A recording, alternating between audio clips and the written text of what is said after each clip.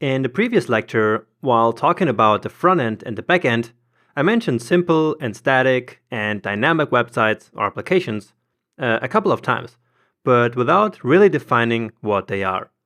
So in this video, I wanted to clarify these things and also talk about APIs in order to bring all these concepts into the bigger picture of back-end web development in general. So let's start by talking about static versus dynamic websites. So a static website, or a simple website as I called it in the last video, is when a developer uploads the final ready-to-be-served files of a website onto the web server.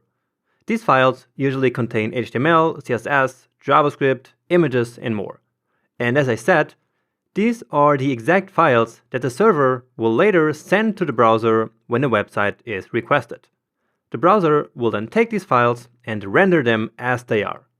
This means that there is no work done on the server, there is no backend code, and there's also no application whatsoever running. Okay? So it's just a static web server serving static files, exactly like I mentioned in the last video. Now you might think, wait, when there is JavaScript on the page, then there are usually dynamic effects, like animations and stuff, right? Well, that dynamic that you mean there is a different dynamic. It's just in the context of front-end development. In the broader context, dynamic has nothing to do with effects on the page or things moving around, but with the way websites are generated on servers. Okay? So dynamic websites are different from static websites because they are usually built on a server each time a new request comes in. So like we saw in the last video, dynamic websites usually contain a database. Then there's also an application running, like a Node.js app, which fetches data from the database and then together with a predefined template, builds each page that the user requests dynamically based on data coming from the database. So each time a browser requests a page, that page is then built as HTML, CSS, and JavaScript files, which will then be sent back to the browser. This whole process is sometimes called server-side rendering. So again, that's why it's called dynamic, because the website can change all the time according to the content that's in the database or users' actions on the site. For example, if you logged into Twitter, it will show you a completely different page than when you logged out, right? And it will also show you a different page tomorrow than it did today, because there are new tweets, so new data in the database. And that is what dynamic websites are all about. Now, if you, for example, go to jonas.io, and you should, by the way, then you will always see the same content, the same website, no matter when you visit or what you do there. And so that means that it's a static page. All right? Does this difference make sense? Now, sometimes we use the term dynamic websites and sometimes the term web application, but they are kind of the same thing. Usually when people refer to web applications, they mean a dynamic website with some functionality like logging in, creating user profiles, searching for stuff, and things like that in general. Websites are, for example, something like a WordPress blog. They are still generated dynamically, but we can't really do anything but reading them, right? And traditionally, static and dynamic websites were the only two types of websites. But in recent years, thanks to how powerful browsers have become on the client side, we see more and more websites that are basically based on APIs. So let's learn how these work and how we can use Node.js to power them. Let's just keep the dynamic websites here in this slide so that we can better compare the two.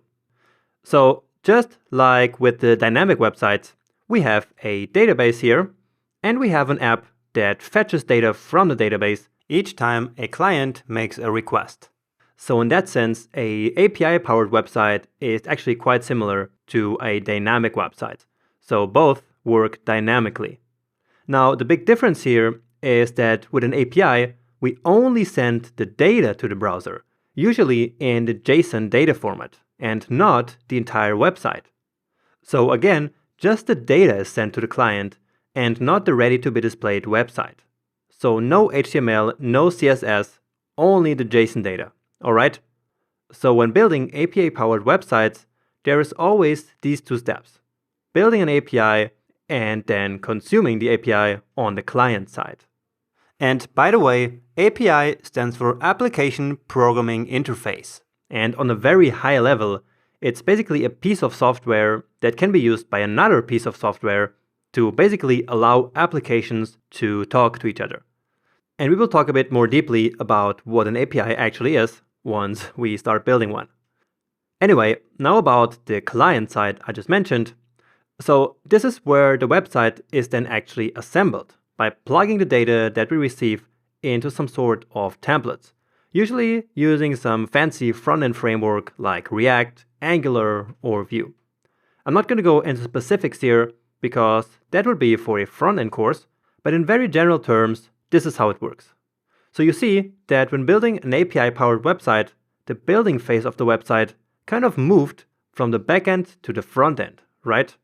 Or we can also say it moved from the server to the client. That's why many times you will see dynamic websites being called server-side rendered because they're actually built on the server. On the other hand, API-powered websites are often called client-side rendered, which makes sense, right? So for us backend developers, it's actually far easier to just build an API and let the front-end people build a site, right? And in fact, Node is an absolutely perfect tool for building APIs, and it's very commonly used for that. But of course, it's also perfectly suitable to build a dynamic server-side rendered website. So in this course, we will actually do both versions, starting with the API, and by the end of the course, also building a rendered website using the exact same data. I chose to do both because I believe it's extremely important for you to know how to build both an API and a server-side rendered website.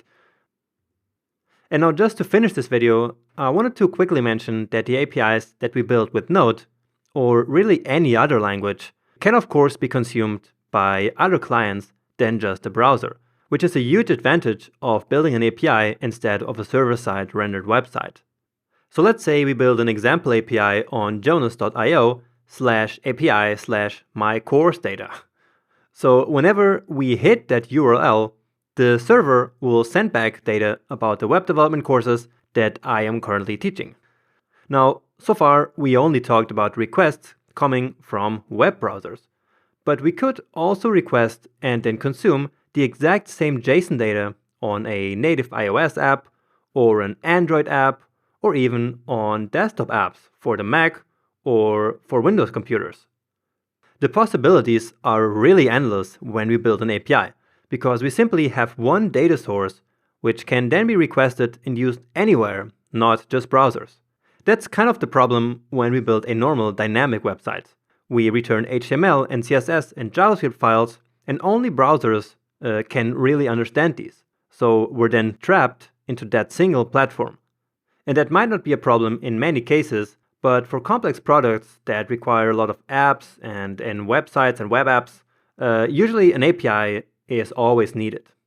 So in this example on jonas.io, I could build this API and then build an API-powered website and some apps and get my data on all these clients from just one source. All right? And some people or teams don't even have any client of their own at all and simply sell access to their API to third parties who will then consume these APIs and not their own. So there are really entire businesses built around this philosophy of just selling an API to other developers or companies. Anyway, I hope that with this final slide, the concept and reason and kind of philosophy behind building APIs now became crystal clear to you. So let's now move on.